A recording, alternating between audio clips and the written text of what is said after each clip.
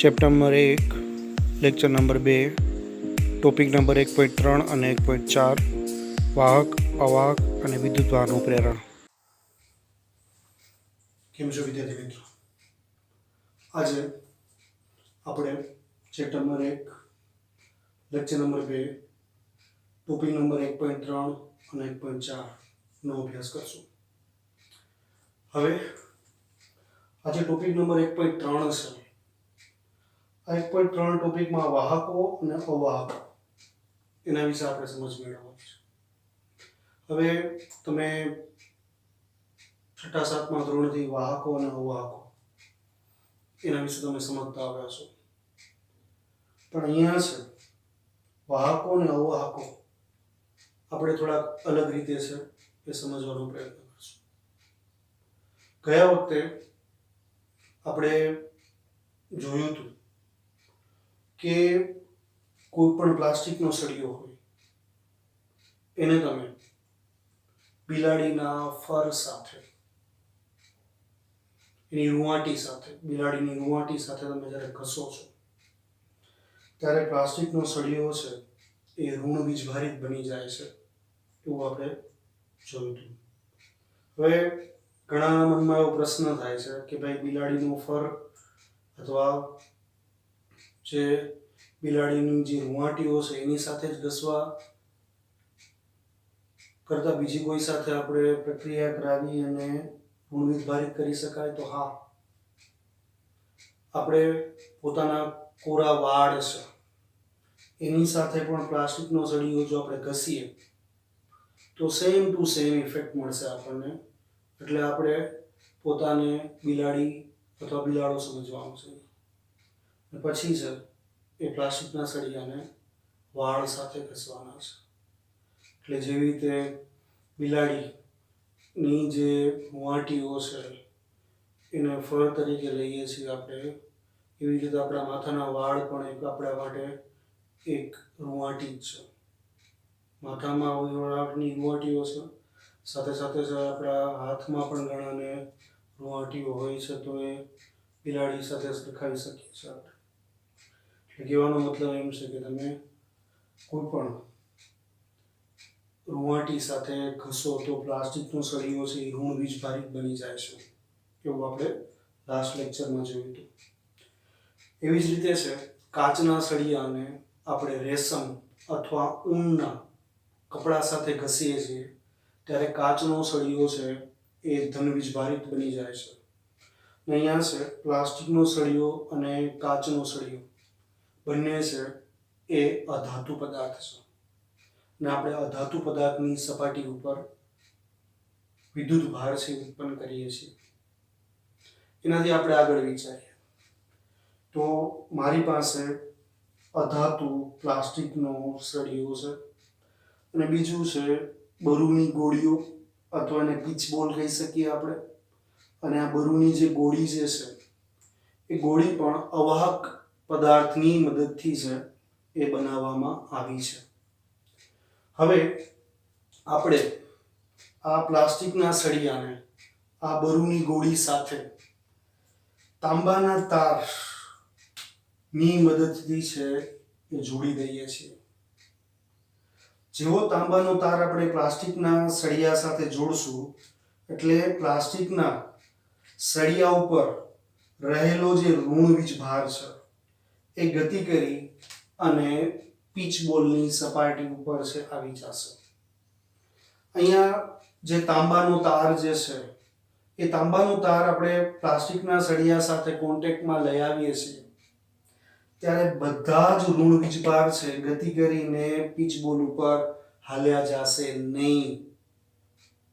એના માટે જે જગ્યાએથી તમારે વીજભારને પીચ બોલની સપાટી ઉપર લઈ જવો છે એ જગ્યાના કોન્ટેક્ટમાં તાંબાના તારને લઈ આવવો પડશે. ઉદાહરણ તરીકે હવે આ જે સળિયો જે છે તાંબાનો તાર છે એને હું અહીંયા કોન્ટેક્ટમાં લઈ આવું છું તો અહીંનો જે ઋણ વીજભાર છે એ ગતિ કરી અને ફરી પાછો છે એ અહીંયા જશે. ને અહીંયા પણ જે જગ્યાએ તાંબાનો તાર તમે રાખશો એ જગ્યાએ છે ઋણ વીજભાર છે પ્રસ્થાપિત થશે. તો ક્યારે એવું ન હોય કે અહીંયા તાંબાનો તાર રાખો એટલે બધા વીજભારો છે એ ગતિ કરી અને અહીંયા આવી જાય, કારણ કે આ છે એ અધાતુ છે, આ પણ અધાતુ છે, તો એમાં આવું નહીં થાય. જે જગ્યાએ તાંબાનો તાર તમે અહીંથી વધારો કે તાંબાનો તાર છે અહીંયા લઈ જાઓ છો, તો આ ઋણ વીજભાર છે તાંબાના તારમાંથી ગતિ કરશે અને ગતિ કરી અને ધારો કે આપણે અહીંયા કોન્ટેક્ટમાં લઈ આવીએ તો અહીંયા ઋણ વીજભાર છે એ આવી જશે. તો જે જગ્યાએ તમે તાંબાનો તાર રાખશો એ જગ્યાએ વીજભાર આવશે ને એ જગ્યાએ વીજભાર છે એ પ્રસ્થાપિત થશે. હવે આ તાંબાના તારની જગ્યાએ ધારો કે આપણે છે એ નાયલોનનો તાર છે એ યુઝ કરીએ તો શું થશે? તો હવે આ તાંબાનો તાર નથી પણ હવે છે આ નાયલોનની છે દોરી છે એમ વિચારી શકાય. આ નાયલોનની દોરી છે, તો નાયલોનની દોરીની મદદથી આપણે આ જ વસ્તુ કરવાનો પ્રયત્ન કરશું તો તમને આઈનો વીજભાર છે એ અહીંયા જતો જોવા મળશે નહીં. તો તાંબાનો તાર જ્યારે તમે અહીંયા રાખ્યો છે ત્યારે વીજભાર આ જગ્યાએથી બરુની ગોળીઓમાં ટ્રાન્સફર થાય છે. તો ટ્રાન્સફર થાય છે એનો મતલબ કે તાંબાનો તાર છે એમાંથી વીજભાર પસાર થઈ શકે છે. તાંબાના તારમાંથી વીજભાર પસાર થાય છે એનો મતલબ કે તાંબાનો તાર છે એ વિદ્યુતનો વાહક છે, એટલે કે એમાંથી વિદ્યુત ભાર છે એ પસાર થઈ શકે છે.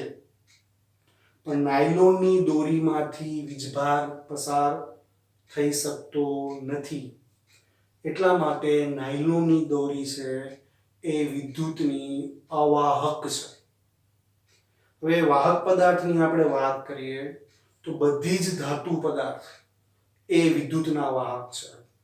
આપણું શરીર વિદ્યુતનો વાહક છે, પ્રાણીઓના શરીર વિદ્યુતના વાહક છે, પૃથ્વી વિદ્યુતનું વાહક છે.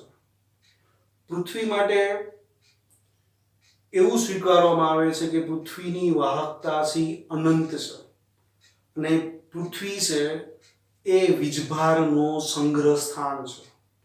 તમે પૃથ્વીની અંદર ગમે તેટલા વીજભાર નાખશો ને પૃથ્વી પોતાની અંદર છે આ બધા જ વીજભાર છે એ સમાવી લેશે. એટલા માટે પૃથ્વી છે એને વીજભારનો સંગ્રહ સ્થાન તરીકે ઓળખાય છે.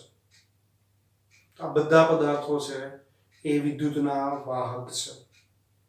હવે આપણે અવાહકની વાત કરીએ તો બધી જ અધાતુ પદાર્થ એ અવાહક છે. પ્લાસ્ટિકનો સળિયો અવાહક છે, કાચનો સળિયો અવાહક છે. અવાહક પદાર્થ વિશે તમે છે એ જાણો છો. તો આ બધા જે છે એ અવાહક પદાર્થ છે. હવે અવાહક પદાર્થ ઉપર આપણે વીજભાર મૂકીએ છીએ અને વાહક પદાર્થની સપાટી ઉપર વીજભાર મૂકીએ છીએ ત્યારે તમને થોડોક તફાવત જોવા મળશે. શું તફાવત જોવા મળે છે એ જોઈએ. ધારો કે આ બરુની ગોળી નથી. હવે આ બરુની ગોળી નથી. હવે આ એક ધાતુનો ગોળો છે.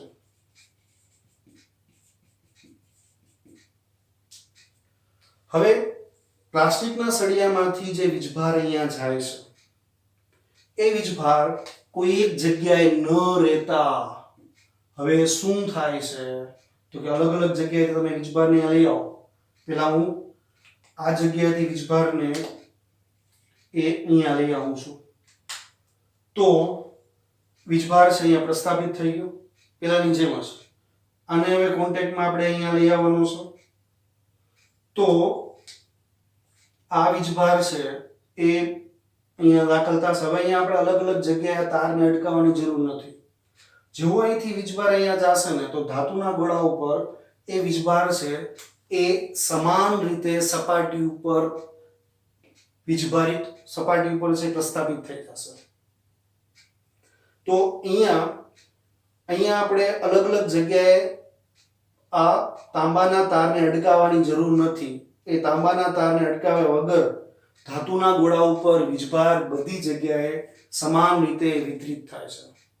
તો પહેલી વસ્તુ અહીંયા યાદ રાખજો કે જ્યારે કોઈ પણ ધાતુની સપાટી પર વીજભાર મૂકવામાં આવે છે ત્યારે એ વીજભાર ધાતુની સપાટી ઉપર બધી જગ્યાએ સરખી રીતે વિતરિત થઈ જાય છે. સરખી રીતે વિતરિત થાય છે એનો મતલબ શું? તો બધા જ ક્ષેત્રફળમાં એક સમાન વીજભાર છે તમને જોવા મળશે. અહીંથી તમે 1 સેન્ટીમીટર સ્ક્વેર લ્યો કે અહીંથી 1 સેન્ટીમીટર સ્ક્વેર લ્યો કે અહીંથી 1 સેન્ટીમીટર સ્ક્વેર લ્યો, બધી જગ્યાએ 1 સેન્ટીમીટરમાં વીજભાર છે એ તમને એક સરખો જોવા મળશે. ક્યાં? તો કે ધાતુની સપાટી ઉપર. તો એ આપણે ધાતુની સપાટી ઉપર આવું શું કામ થાય છે એ નેક્સ્ટ ટાઈમ અથવા આપણે જ્યારે આ ટોપિક ફરી પાછો આવશે ત્યારે આપણે એની ડિટેલમાં ચર્ચા કરશું. પણ અત્યારે આપણે એટલું યાદ રાખીએ છીએ કે ધાતુની સપાટી ઉપર તમે જ્યારે પણ વીજભાર ને પ્રસ્થાપિત કરો છો ત્યારે એ વીજભાર ધાતુની સપાટી ઉપર સમાન રીતે વિતરિત થાય છે. હવે આપણે આની પહેલા જોયું તો કે ધારો કે આ ગોળો જે છે એ ગોળો અવાહક છે. આ જે છે એ અવાહક છે.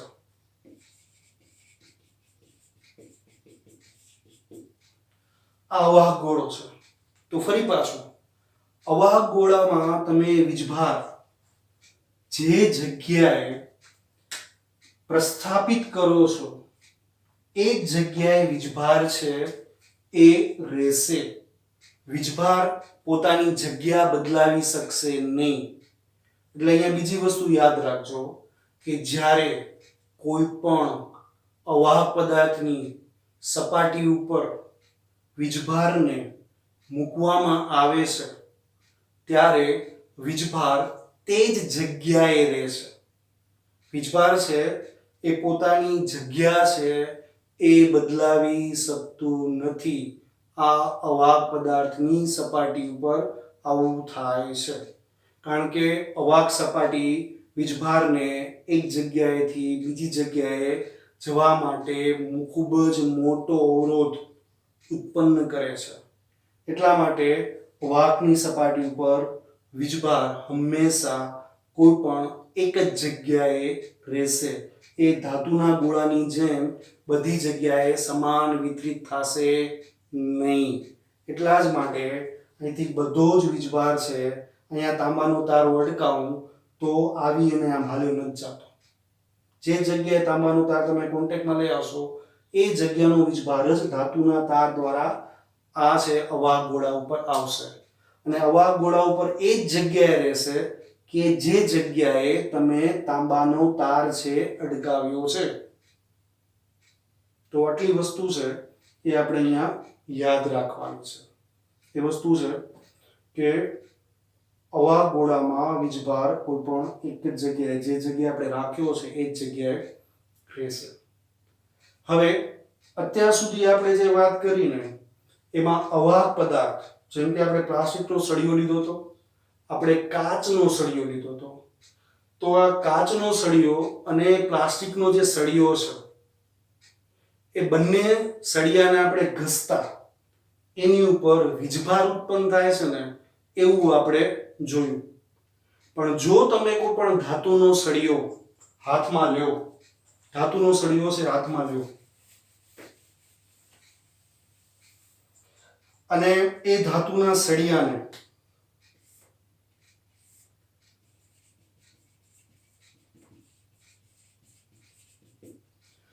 હવે એ ધાતુનો જે સળિયો છે એને તમે ઘસશો હાથમાં પકડીને તો તમે જોશો કે વીજભારિત થાય એવું તમને જણાશે નહીં.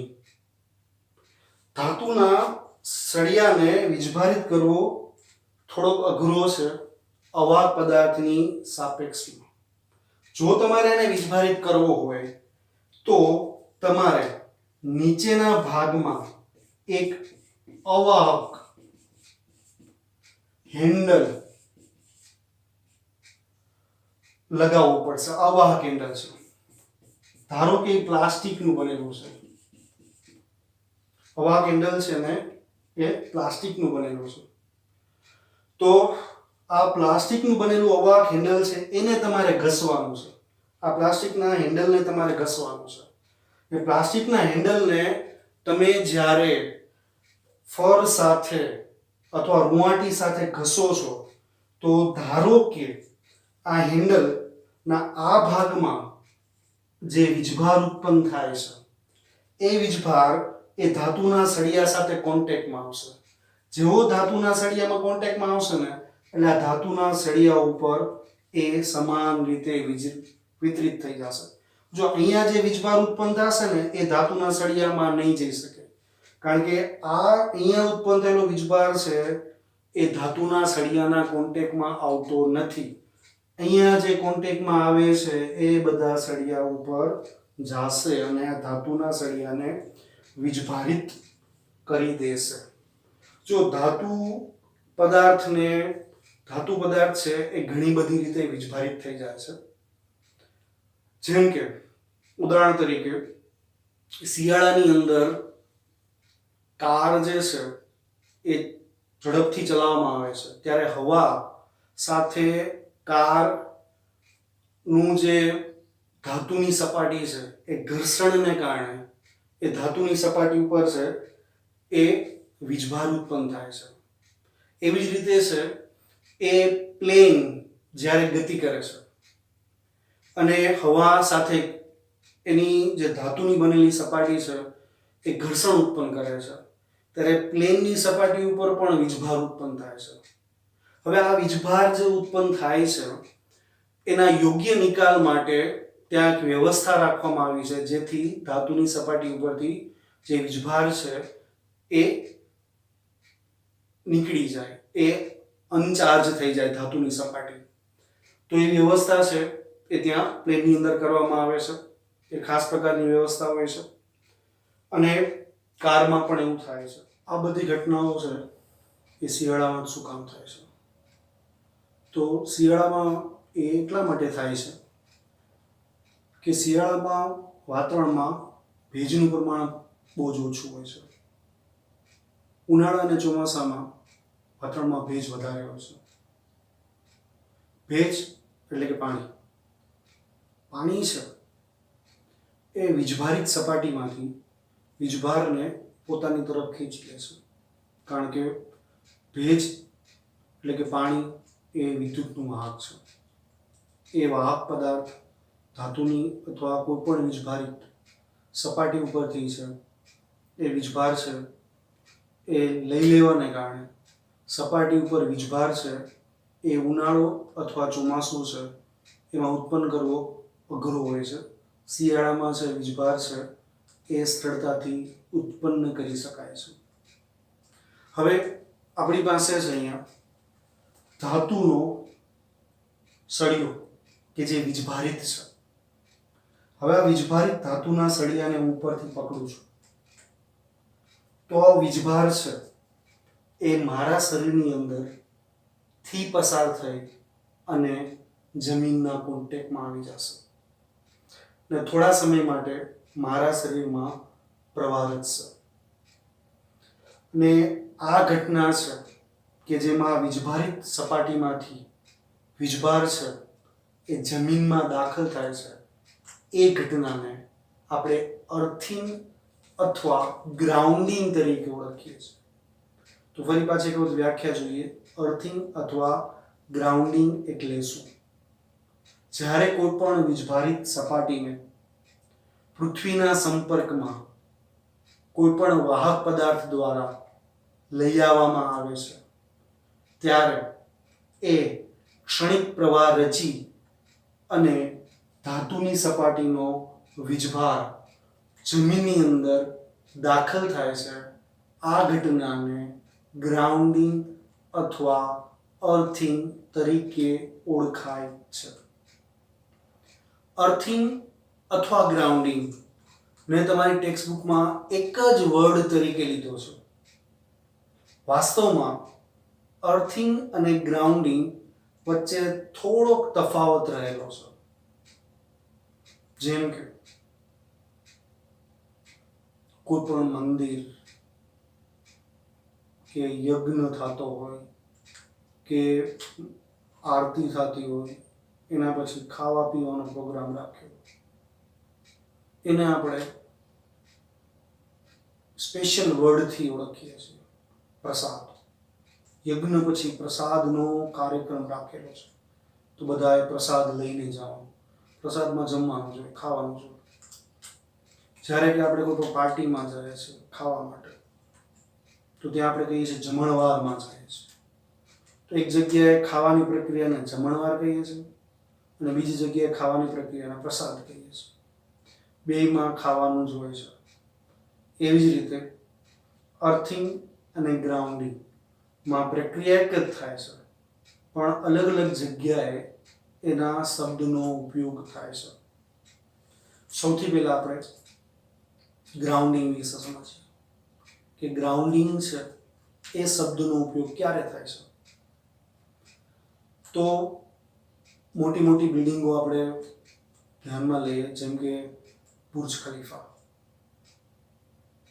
દુબઈની સૌથી ઊંચી building Burj Khalifa. Burj Khalifa building તમે જોશો ને, તો એની ટોચ ઉપર એક ધાતુનો સળિયો રાખેલો છે. શું કામ રાખ્યો છે? કારણ કે એ બિલ્ડિંગ ઉપર જ્યારે વીજળી પડે છે, ત્યારે વીજળી જે છે એ ધાતુનો સળિયો અને એની સાથે એક તાર રાખ્યો હોય, અને તાર છે એ સીધો જમીનમાં જતો હોય છે.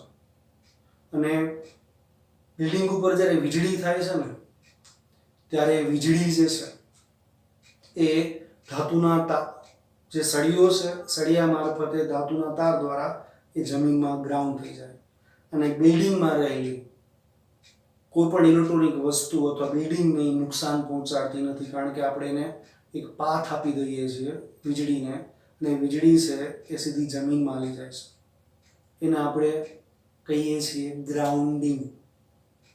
તો ગ્રાઉન્ડિંગ જે છે એ મોટી બિલ્ડિંગને સલામતી પૂરી પાડે છે. આવી ઊંચી ઊંચી બિલ્ડિંગ ઉપર જ આપણે છે એ આવા ધાતુના સળિયા રાખીએ છીએ, કારણ કે વીજળી છે એ પડવાની સંભાવના ઊંચી બિલ્ડિંગ ઉપર સૌથી વધારે હોય છે. હંમેશા ઊંચી બિલ્ડિંગ ઉપર જ પડે. એટલા માટે ઊંચી બિલ્ડિંગ છે એની ટોચ ઉપર છે એ આ રીતે છે ધાતુનો સળિયો રાખવામાં આવે છે, અને ધાતુના સળિયામાંથી એક વાયર કાઢી, ધાતુનો તાર કાઢી અને જમીનના કોન્ટેક્ટમાં રાખવામાં આવે છે, જેથી એ વીજળીને કારણે બિલ્ડિંગને નુકસાન પહોંચે નહીં. આ ઘટના છે ગ્રાઉન્ડિંગ. બીજી ગ્રાઉન્ડિંગ શબ્દનો ઉપયોગ છે બીજો ટ્રાન્સફોર્મર, કે જેને આપણે સાદી ભાષામાં ડીપી કહીએ છીએ. એ ડીપીમાંથી એક વાયર કાઢી અને જમીનમાં દાખલ કરવામાં આવે છે. એને પણ આપણે ગ્રાઉન્ડિંગ તરીકે ઓળખીએ છીએ. એ આપણે જોશું. ટ્રાન્સફોર્મરમાંથી સળિયો નીકળે છે અને જમીનમાં જાય છે, ગ્રાઉન્ડિંગ છે. તો આ ગ્રાઉન્ડિંગના તમને બે ઉદાહરણ આપ્યા. અને ગ્રાઉન્ડિંગ સમજવા માટે મેં એક વિડીયો છે એ તમને બતાવ્યો છે કે જેમાં બુર્જ ખલીફા બિલ્ડિંગ ઉપર વીજળી પડે છે, અને વીજળી છે એ સળિયા ઉપર પડે છે. તો જુઓ,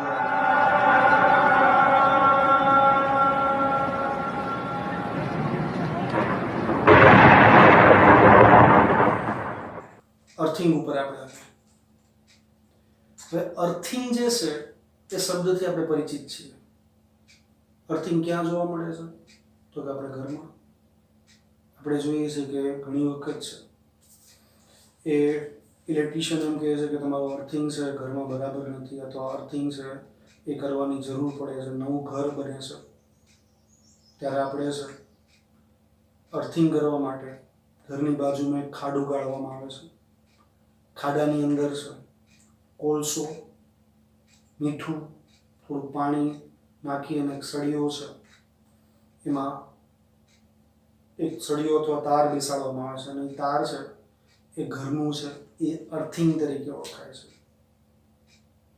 અર્થિંગ કરવાની ઘણી બધી રીતો છે. ધાતુનો પ્લેટ નો પણ અર્થિંગમાં ઉપયોગ થાય છે. ખાડું ગાળીને ધાતુનો પ્લેટ અંદર રાખો ને પ્લેટમાંથી સળિયો બહાર કાઢવો, એ પણ એક અર્થિંગની રીત છે. નળાકાર ધાતુનો નળાકારનો ઉપયોગ કરીને પણ અર્થિંગ કરે. અર્થિંગના અલગ અલગ 5 પ્રકારો છે. પણ એમાં નથી જતા આપણે, પણ અર્થિંગ શું છે એ તમને ખબર પડે. અર્થિંગ છે એ ઘરમાં કરવાનો હેતુ હોય છે.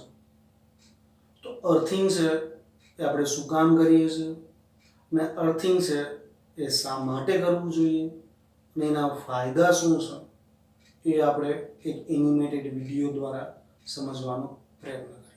જુઓ આ એનિમેટેડ વિડીયો.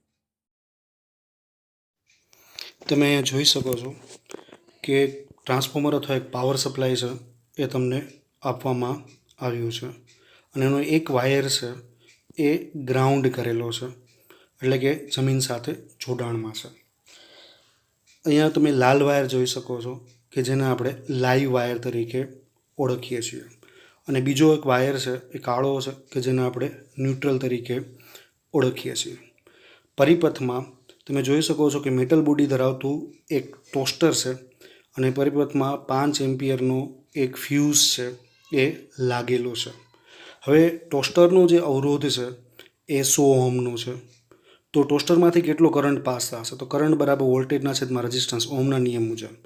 તો વોલ્ટેજ 230 છે અને અવરોધ છે 100 ઓહમ છે. તો પરિપથમાંથી 2.3 એમ્પિયર જેટલો કરંટ છે એ પાસ થશે. હવે આવા સંજોગોમાં જો માણસ છે એ મેટલ બોડીને ટચ કરે છે તો કોઈપણ પ્રકારનો શોક છે એને લાગતો નથી. પણ કોઈ વખત છે જે વાયર છે એમાં ફોલ્ટ આવે છે, એનું જે ઇન્સ્યુલેશન છે એ નીકળી જાય છે ઘણા સમય પછી, અને એ વાયર છે મેટલ બોડીના કોન્ટેક્ટમાં સીધો આવી જાય છે, જેને કારણે મેટલ બોડીમાંથી પણ કરંટ પાસ થાય છે. આવા સંજોગોમાં જો માણસ છે એ ટોસ્ટરને છે એ અડકે છે અથવા એની મેટાલિક બોડી છે એના કોન્ટેક્ટમાં આવે છે, તો હવે જે પ્રવાહ જે છે એ માણસના શરીરમાંથી પણ પસાર થશે. હવે અહીંયા જુઓ તો માણસ છે એ મેટાલિક બોડીને ટચ કરે છે, તો ટોસ્ટરમાંથી તો કરંટ પાસ થશે, સાથે સાથે માણસમાંથી પણ કરંટ પાસ થઈ અને જમીનમાં દાખલ થશે અને પરિપથ છે એ પૂરો થશે. માણસના શરીરમાંથી કેટલો કરંટ પાસ થાય છે એ આપણે મેળવવો છે.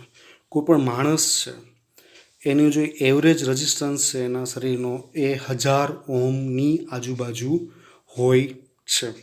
કેટલો કરંટ પાસ થાય છે તો એ આપણે જાણવું છે. તો ફરી પાછું કરંટ બરાબર વોલ્ટેજના છેદમાં રેઝિસ્ટન્સ. વોલ્ટેજ છે એ 230 છે અને અવરોધ છે એ 100 ઓહમ છે, 1000 ઓહમ છે. તો કરંટ પાસ થશે 230 મિલી એમ્પિયર. હવે માણસના શરીરમાંથી 150 મિલી એમ્પિયર જેટલો કરંટ પાસ થાય ને તો માણસ છે એનું મૃત્યુ થઈ શકે છે. તો 230 મિલી એમ્પિયરના કરંટને કારણે માણસ એનું મૃત્યુ થશે. અને અહીંયા 5 એમ્પિયરનું જે ફ્યુઝ છે એ પણ ઓપન નહીં થાય, કારણ કે પરિપથમાંથી 230 મિલી એમ્પિયર જેટલો કરંટ પાસ થાય છે, તો ફ્યુઝ છે એ ઓપન નહીં થાય. પણ જો તમે આ મેટલ બોડી ધરાવતું જે ટોસ્ટર છે એનું અર્થિંગ કરો તમે, તો અર્થિંગ કર્યા પછી જો માણસ એને ટચ કરે અને જો ફોલ્ટ ટેસ્ટરની અંદર હોય તો જે કરંટ છે એ માણસના શરીરમાંથી પસાર થવાની જગ્યાએ મોટાભાગનો કરંટ છે એનું અર્થિંગ થશે. કારણ કે અર્થિંગનું જે રેઝિસ્ટન્સ હોય છે ને એ લગભગ 10 ઓહમની આજુબાજુ હોય છે. કરંટ હંમેશા ઓછા રેઝિસ્ટન્સના પાથમાંથી પસાર થવાનું પસંદ કરે છે, એટલે મોટાભાગનો જે કરંટ છે એનું અર્થિંગ થશે. હવે અર્થિંગને કારણે કેટલો કરંટ રચાશે? તો અર્થિંગનો અવરોધ 10 ઓહમ છે. ફરી પાછું કરંટ એટલે આપણને ખબર છે વોલ્ટેજના છેદમાં રેઝિસ્ટન્સ. વોલ્ટેજ 230 ભાગ્યા તમે 10 કરશો તો 23 એમ્પિયર જેટલો કરંટ છે એ અર્થિંગમાંથી પસાર થશે. તો 5 એમ્પિયરનો જે ફ્યુઝ છે એ ઓપન થઈ જશે, કારણ કે હવે પરિપથમાં 23 એમ્પિયર જેટલો અથવા એનાથી પણ વધારે પ્રવાહ પસાર થાય છે, અને માણસને શોક લાગતા છે એ અટકાવશે અને શોકથી માણસ છે એ બચી જશે. આપણા ઘરની અંદર અમુક એવા સાધનો પણ હોય છે કે જેની સપાટી છે એ અવાહકની બનેલી હોય છે, જેમ કે ટીવી.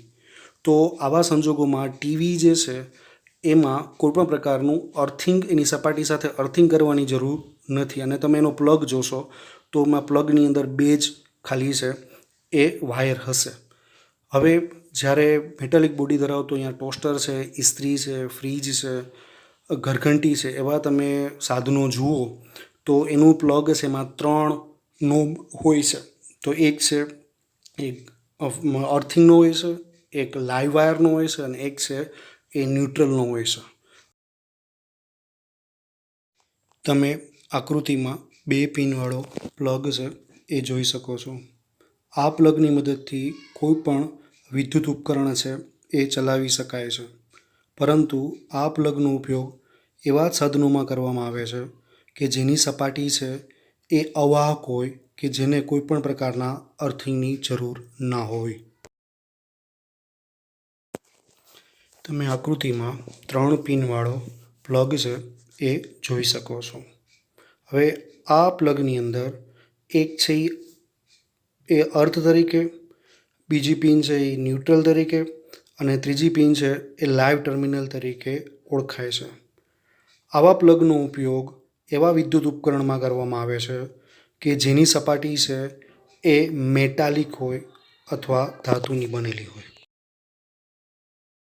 હવે આપણે અહીંયા જોઈએ કે વ્યક્તિને શોક શું કામ લાગે છે. તમે જોઈ શકો છો કે લાઈવ વાયર છે એનો છેડો મૂળ જગ્યાએથી નીકળી ગયો છે અને એ મેટલ બોડીના કોન્ટેક્ટમાં છે.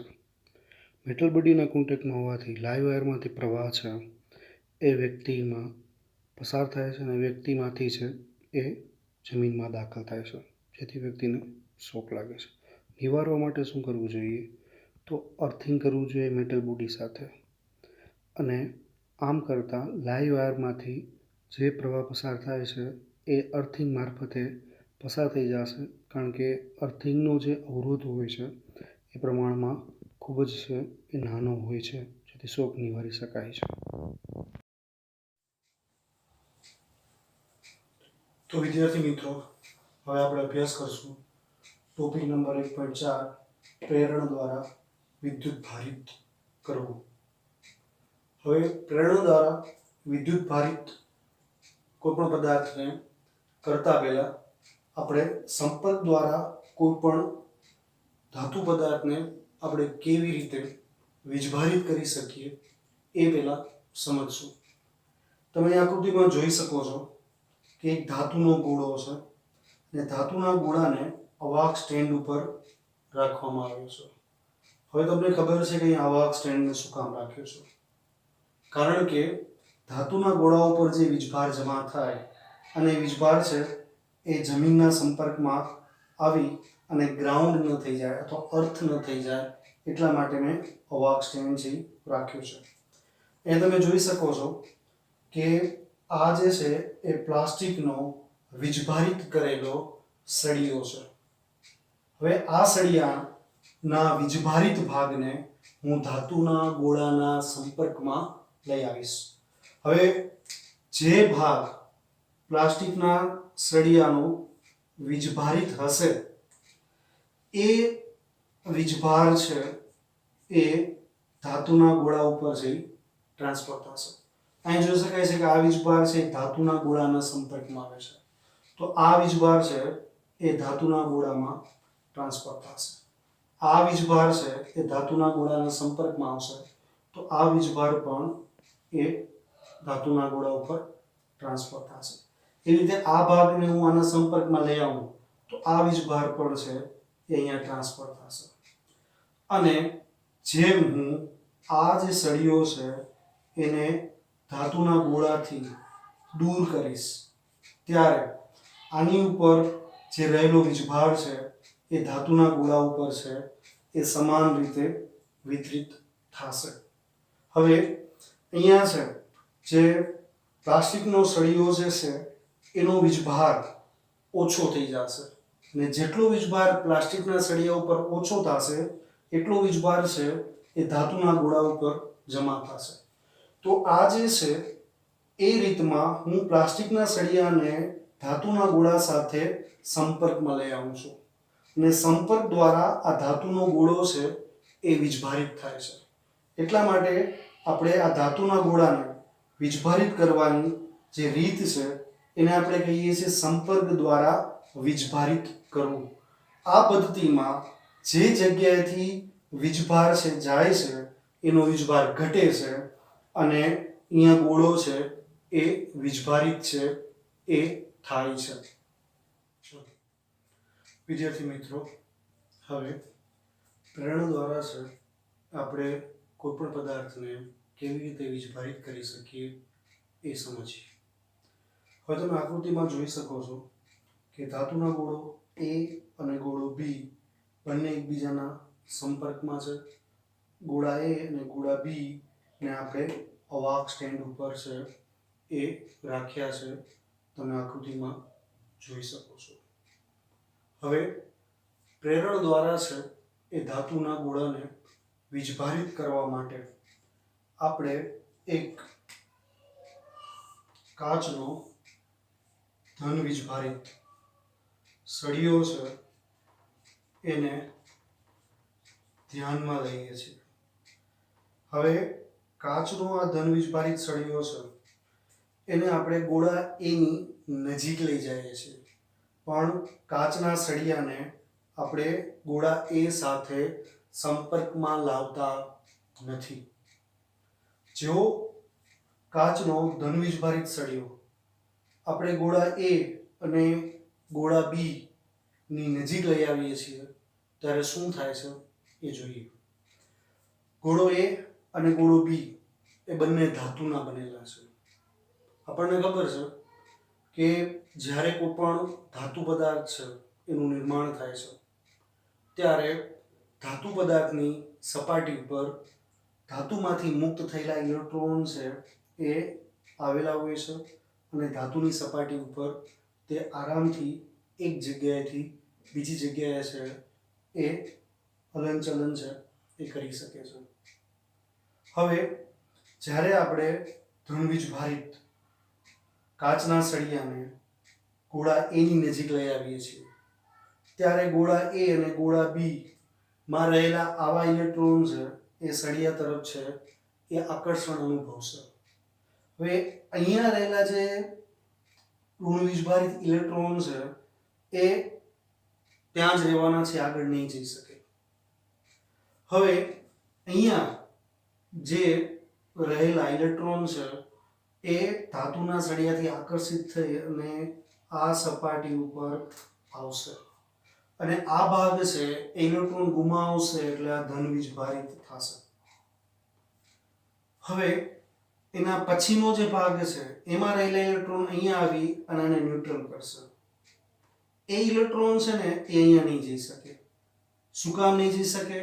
કારણ કે અહીંયા રહેલા ઇલેક્ટ્રોન છે એ અહીંયા રહેલા ઇલેક્ટ્રોનને અપાકર્ષણ બળ છે લગાડશે, જેથી અહીંયા રહેલા ઇલેક્ટ્રોન અહીંયા નહીં આવી શકે. પણ અહીંયા છે અહીંથી ઇલેક્ટ્રોન અહીંયા આવી અને જે અહીંયા ધનવીજભાર ઉત્પન્ન થયો હતો એને ન્યુટ્રલ કરી નાખશે અને ફરી પાછો અહીંયા ધનવીજભાર ઉત્પન્ન થઈ જશે. હવે અહીંયા ધનવીજભાર જે ઉત્પન્ન થાય છે એ આ ઇલેક્ટ્રોનને પોતાની તરફ આકર્ષે છે, એટલે અહીંયા રહેલા ઇલેક્ટ્રોન અહીંયા આવી જાય છે, આ ફરી પાછું ન્યુટ્રલ બનશે અને અહીંયા છે એ ધનવીજભાર ઉત્પન્ન થશે. એના પછીના સેક્શનમાં ઇલેક્ટ્રોન અહીંયા આવી જશે, આ ન્યુટ્રલ બનશે અને એના પછીનો સેક્શન છે એ ફરી પાછું ધનવીજભારિત બનશે. છેલ્લું જે સેક્શન છે એમાંથી ઇલેક્ટ્રોન અહીંયા આવીને ન્યુટ્રલ કરી નાખશે અને ફાઇનલી અહીંયા છે એ ધનવીજભાર છે એ ઉત્પન્ન થશે. હવે એ ગોળો ની આ જે સપાટી છે એમાં ઋણવીજભારિત જમા થયેલા છે અને આ ગોળાની સપાટી પર છે એ ધનવીજભાર છે એ જમા થયેલા છે. આ જે કાચનો સળિયો છે એના આકર્ષણ બળને કારણે આ જે ઋણવીજભાર છે એ અહીંયા જ રહેશે અને આ જે ધનવીજભાર છે અહીંયા જ રહેશે અને એક પ્રકારની અહીંયા સમતુલન સ્થિતિ છે એ તમને જોવા મળશે. આ સંતુલન સ્થિતિ ત્યાં સુધી જળવાઈ રહેશે જ્યાં સુધી અહીંયા છે એ ધનવીજભારિત કાચનો સળિયો છે અહીંયા રાખેલો છે.